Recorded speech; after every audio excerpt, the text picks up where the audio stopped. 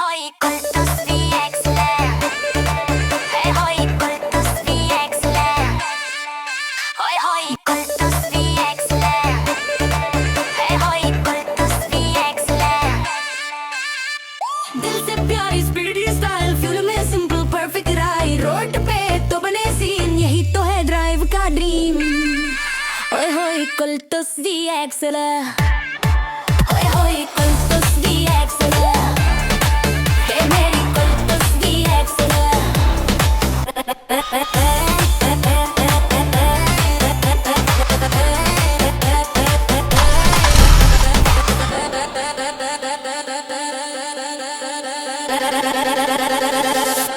Start करते हैं जी main review. यहाँ पर इसका बूट स्पेस देखते हैं कि इसका ट्रंक जो है वो उसमें कितनी स्पेस है. 254 लीटर इसकी स्पेस है.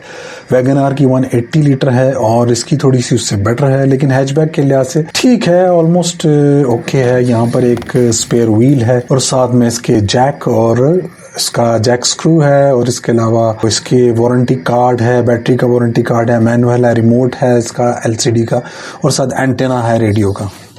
चलिए अब चलते हैं इंजन की तरफ. पहले तो ये ड्राइविंग सीट में नीचे करके राइट साइड पे ये एक इसको पुल करेंगे तो ये इंजन खुल जाता है. यहाँ से इस लीवर को ऊपर की तरफ पुल करें तो ये बोनट खुल जाएगा.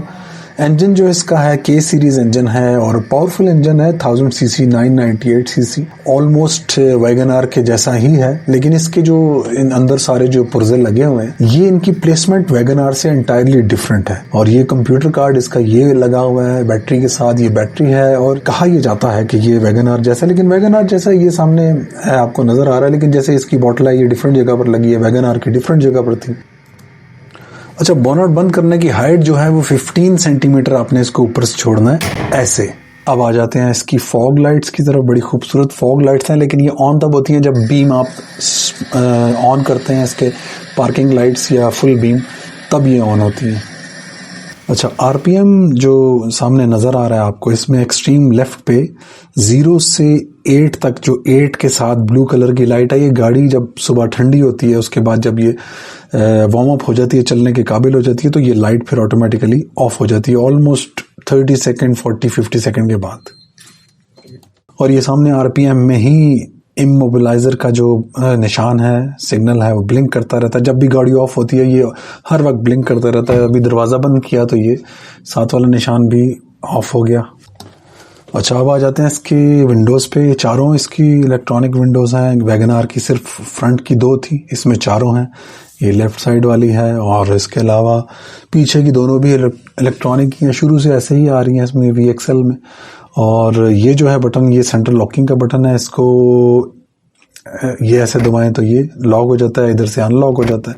ये जो है लेफ़्ट साइड की विंडो आपके कंट्रोल में आ जाती है. लेफ़्ट साइड वाला पैसेंजर जो है वो खुद से नहीं खोल सकता अगर इसको प्रेस कर देंगे, तो ये इसलिए है. ये वाला जो है ये ऑब्वियसली नज़र आ रहा है कि मिरर्स जो है उनको कंट्रोल करने के लिए इसको अगर राइट साइड पे हम टिल्ट करेंगे आर की तरफ और उसको लीवर को ऊपर नीचे आगे पीछे लेफ्ट साइड राइट साइड कहीं भी करेंगे तो वो एडजस्टमेंट हो जाएगा. राइट मिरर लेफ्ट साइड पे करेंगे इसको एल की तरफ तो लेफ्ट मिरर को ऊपर नीचे आगे पीछे जो है वो कर सकते हैं. जो ये वाले मिरर्स हैं, ये वाले. अच्छा, यहाँ पर ये स्टीयरिंग में इसके एक एयर बैग यहाँ पर है, एक एयर बैग जो है वो यहाँ पे है डैशबोर्ड में. ये इसका क्लाइमेट कंट्रोल है. और ये ग्लव बॉक्स दिखा दूँ आपको, इसमें ये USB जो है वायर है. ये गाड़ी का कुछ इंटीरियर दिखा दूं आपको. इंटीरियर जो है वो सिटी से काफ़ी इंस्पायर्ड है. सारी चीज़ें इसकी होंडा सिटी जैसी ही हैं ऑलमोस्ट, वैसे देखा जाए तो.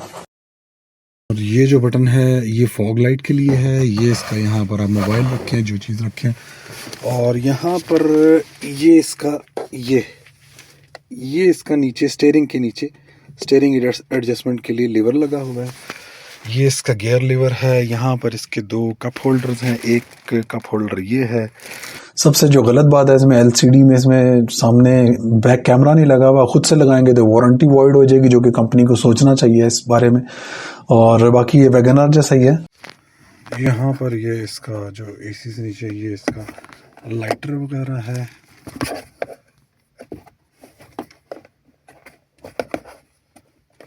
आते हैं जी बैक सीट पे। जो नए फीचर इसमें ऐड हुए हैं, जैसे ये 60-40 का स्प्लिट है, हेडरेस्ट आपको नज़र आ रहे हैं इसमें नए जो ऐड किए हैं, और सीट बेल्ट तो हैं ही हैं, आइसोफिक्स भी है। तो इसमें 60-40 का जो ये स्प्लिट है, अगर लगेज आपका ज़्यादा है तो उसमें आप 40% वाला डाउन करके उसमें लगेज को एडजस्ट कर सकते हैं। सेकेंडली ये कि अच्छे हेडरेस्ट हैं, पहले नहीं होते थे, अब हैं इसमें।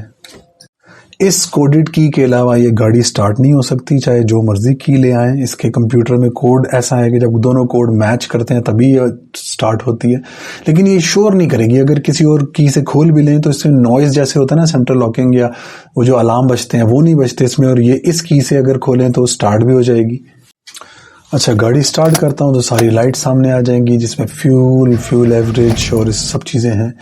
ये हैंड ब्रेक की लाइट जो है वो ये सामने नज़र आ रही है, ब्रेक लिखा हुआ जिस पे ये बंद हो जाएगी अभी, और क्योंकि हैंड ब्रेक को मैंने नीचे कर दिया है। इसके अलावा इसमें फ्यूल एवरेज सामने नज़र आएगी, और इसके अलावा जो स्टिक्स हैं, जो दो आपको स्टिक्स नज़र आ रही हैं, ये वाली स्टिक और ये वाली स्टिक, इस लेफ्ट स्टिक से जो है वो ट्रिप ए ट्रिप बी में आप इंटरचेंज कर सकते हैं। इसको जब आप ट्रिप कोई प्लान करें कि कितने किलोमीटर मैंने जाना है, कितने किलोमीटर फ्यूल चलेगा जैसे।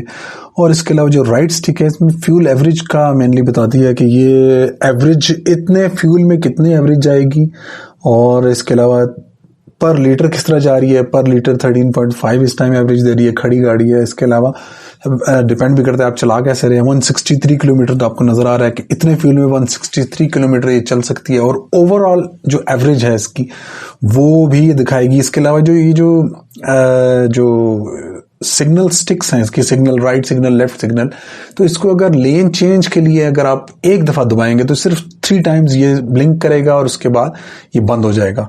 जैसे ये मैंने किया तो ये ऊपर भी कर दिया तो 3 टाइम्स ब्लिंक किया और बंद हो गया, फिर इसको लेफ्ट साइड पे किया 3 टाइम्स ब्लिंक किया और बंद हो गया। ये बेसिकली लेन चेंज के लिए है कि आपने इसको फुल कंप्लीटली राइट साइड पे क्लिक नहीं कर दिया, सिर्फ एक दफ़ा करके छोड़ दिया और वो खुद ही 3 दफ़ा ब्लिंक होके बंद हो जाएगा।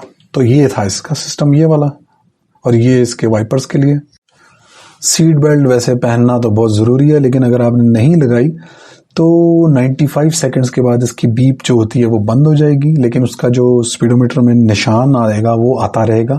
और एक चीज़ मैं आपको और बता दूं कि शोरूम्स वालों से आप पूछे ना कि इसकी इनिशियल रनिंग जो है वो पूरी हो चुकी है कि नहीं हो चुकी, तो वो यही कहते हैं जी आपकी इनिशियल रनिंग पूरी है, आप जाए मोटरवे पे जाएँ, जहाँ मर्जी जाएँ, दूसरे शहर जाएँ, जितनी मर्जी स्पीड पर चलाएँ, लेकिन बुकलेट पढ़ने की जो जहमत है अगर कोई कर लें, तो मैंने की है वो जहमत, तो मुझे पता चला है कि 960 किलोमीटर इसकी कंपनी की तरफ से कहा गया कि वो आपने इनिशियल रनिंग पूरी करनी है, और 960 किलोमीटर तक आपने इसको एक कांस्टेंट स्पीड पे नहीं चलाना। लाइक आप अगर मोटरवे पे जा रहे हैं और 120 या 110 या 100 पे आप कांस्टेंट स्पीड पे चला रहे हैं तो वो एक ठीक तरीका नहीं है। 60 और 80 आप इसकी ऊपर नीचे स्पीड कर सकते हैं, यानी 60 पे जाएं, कभी 80 पे जाएं, कभी 40 पे आएं, तो बेहतर है कि आप इस पर इन मोटरवे पे इस पे ना ही जाएं।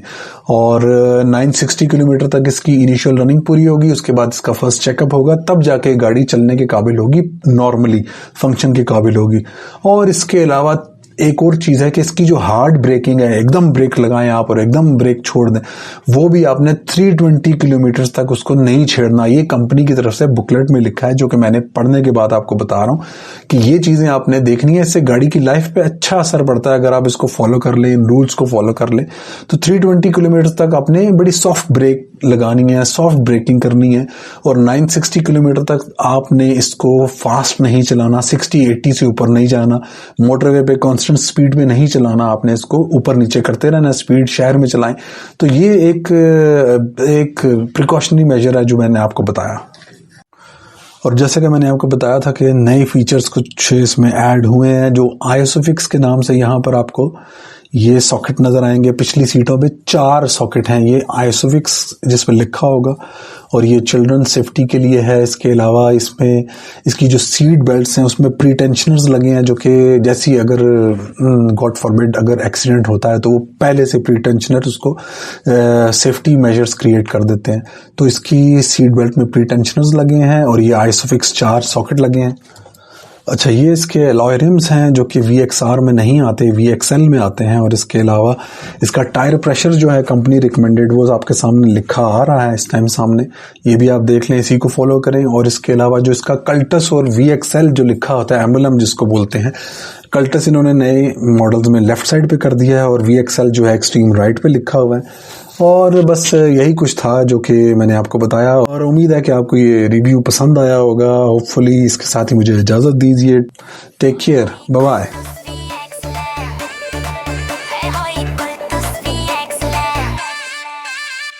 दिल से प्यारी स्पीडी स्टाइल, फ्यूल में सिंपल परफेक्ट राइड, रोड पे तो बने सीन, यही तो है ड्राइव का ड्रीम।